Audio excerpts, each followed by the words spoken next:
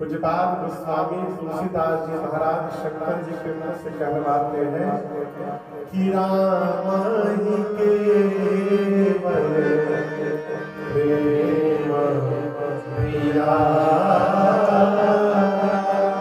भगवान यदि ज्ञान से ही प्राप्त होते तो शबरी को राम जी के दर्शन न मिले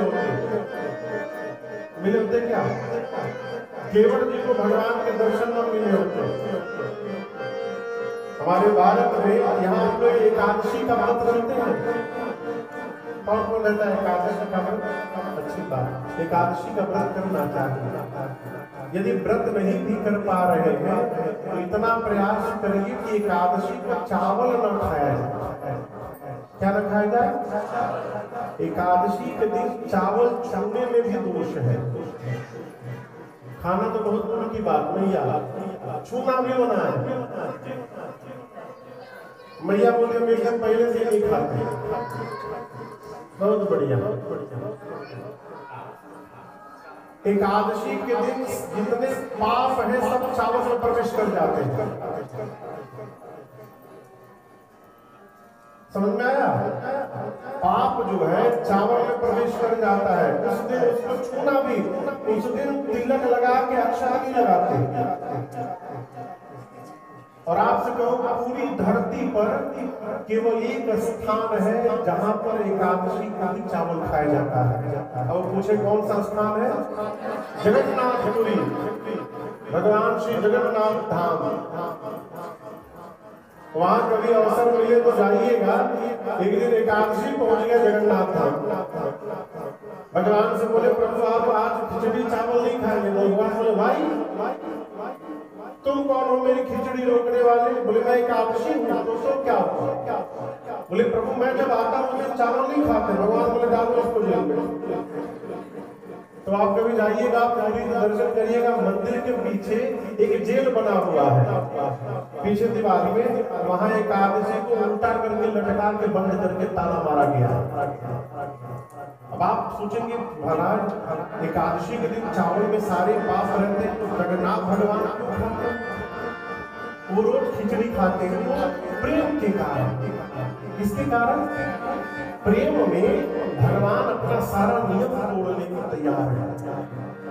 प्रबल प्रेम के पाले पढ़कर प्रभु को नियम बदलते देखा।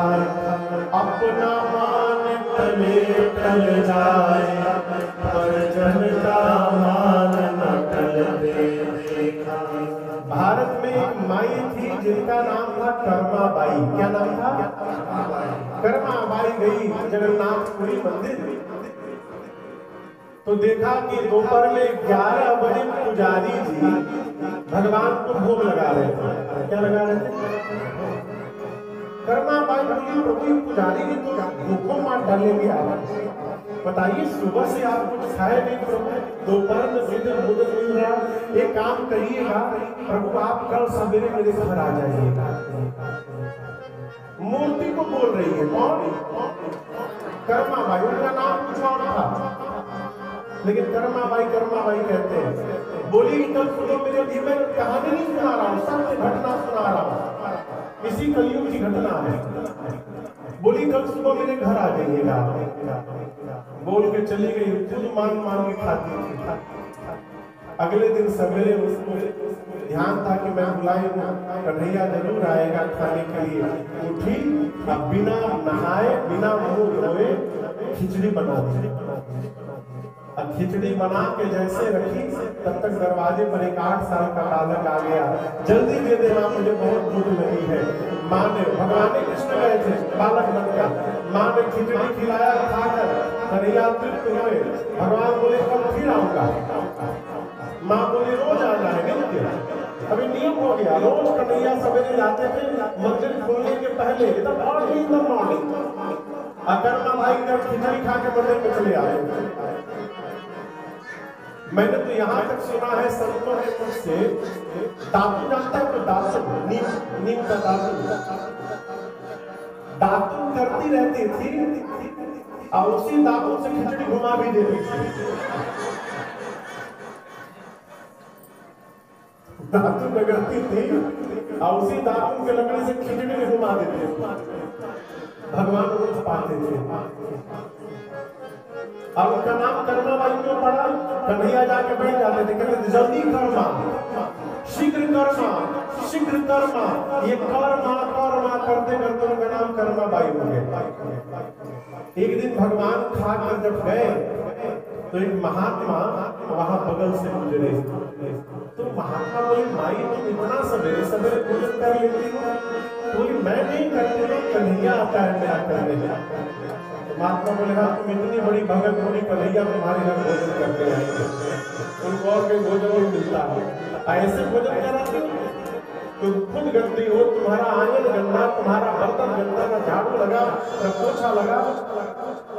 कर्मा बाई बोली मुझे तो कोई नियम पता ही नहीं, कैसे भोग लगाना? भैया कथा के बाद, कथा के बीच में, कथा के बाद अभी कथा के बीच में कुछ लगे जाते। कर्मा बाई बोले मुझे तो कोई नियम पता ही नहीं।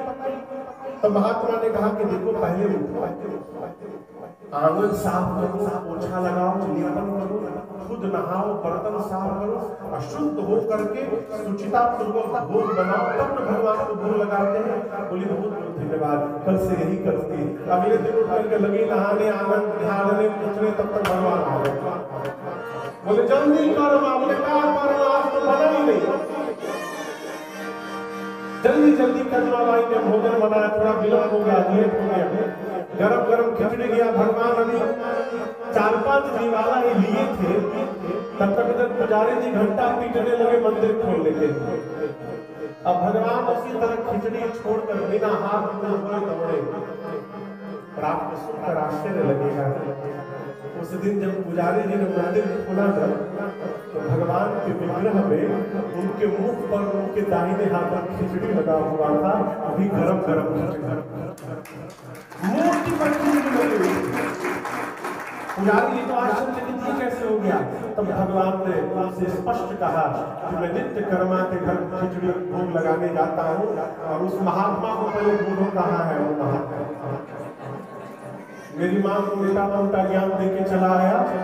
महात्मा से बोलो जाकर मेरी माँ से कहे कि जैसे लगाते थे वैसे ही लगा, कोई नियम नहीं करना। महात्मा को ढूंढा गया, महात्मा ने जाकर कर्मा याचना की सरकार। कर्मा बाई से कहा कि हम जैसे भोग लगाती हूँ भगवान पाएंगे। कर्मा बाई बोली ठीक है, कल आप भी आइएगा पाने के लिए।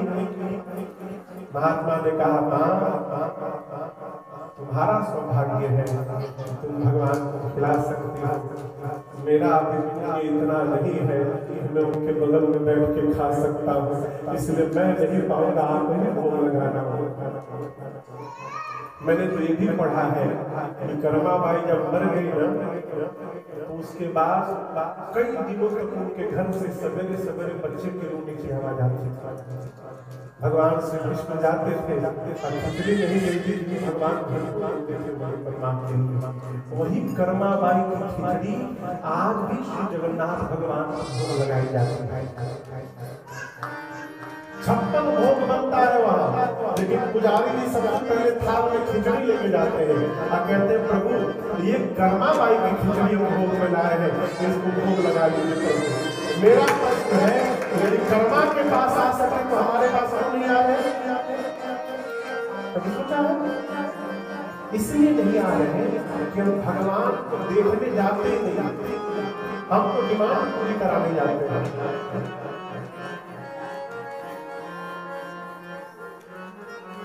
अच्छा ये बताओ, आपके गुरु जी यदि आपको सड़क पर मिल जाए, रोड पर सरकार, और आपसे बोले कि 1 घंटे में मैं घर पहुंच रहा हूं, तो आप सबसे पहले क्या करें? मैं आपको बी प्रैक्टिकल। हाँ बोलिए हाँ भैया जी बोलिए। आप भी तो बाहर रहेगा, तुरंत घर में फोन करेगा, अरे टोटे नाल गुरु जी आ रहे हैं।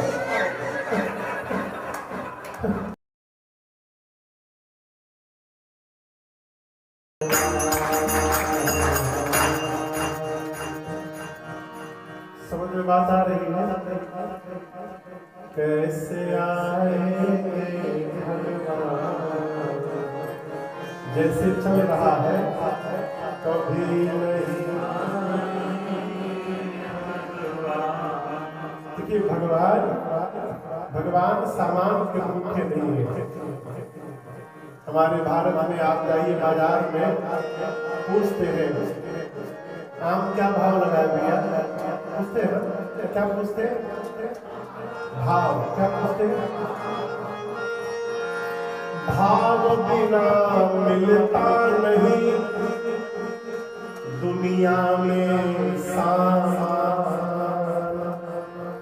अब बिना भाव कैसे मिले भवतारण भगवान।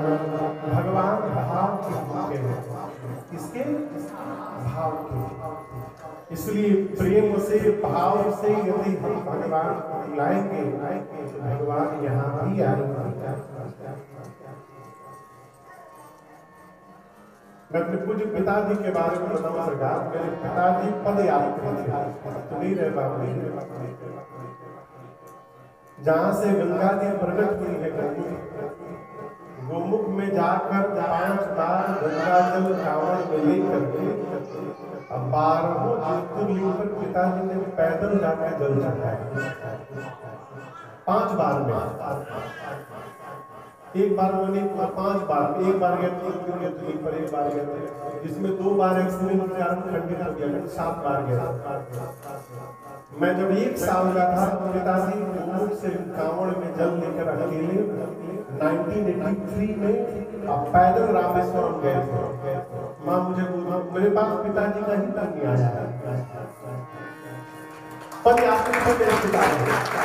तो पिताजी के जो मित्र है वो भी है, उनका नाम है केजी गोस्वामी, बंगाली। कलकत्ता में हमारे घर से 5 किलोमीटर दूर स्मशान में रहते हैं। मैं बोलूंगा तो आपको आश्चर्य करेंगे। वो काली माँ से बात करते हैं,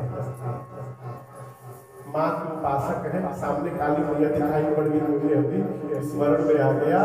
काली माँ की सरकार फोटो रखते हैं और फोटो को फ्रॉक पहना के रखते हैं, कपड़ा फ्रॉक, मुंह के पास गोल कटा है और उनसे बात करते हैं। आपको लगेगा कि आदमी पागल हो गया है, लेकिन वो जब खिलाते हैं तो सरकार जब मांगते तो ऐसे बिठा लेते हैं, ऐसे बिठा लिए और वो जब निवाला तोड़ जब नहीं देखो जल देवो ना, माँ बोलती पानी में नहीं देंगे तुम बहुत दुष्ट हो गया, पहले रोटी खाओ, उनको खिलाएंगे फिर रखेंगे निवाला, फिर तोड़ेंगे फिर खिलाएंगे फिर रखेंगे।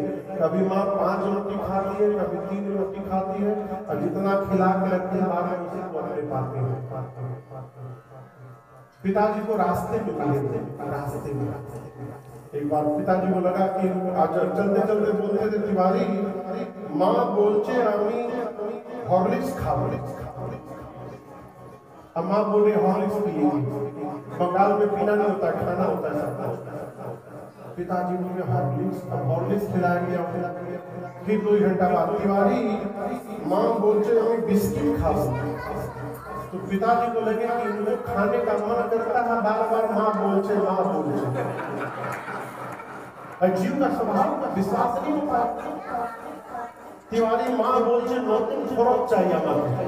अब उनका रास्ते में दर्जी खोज कर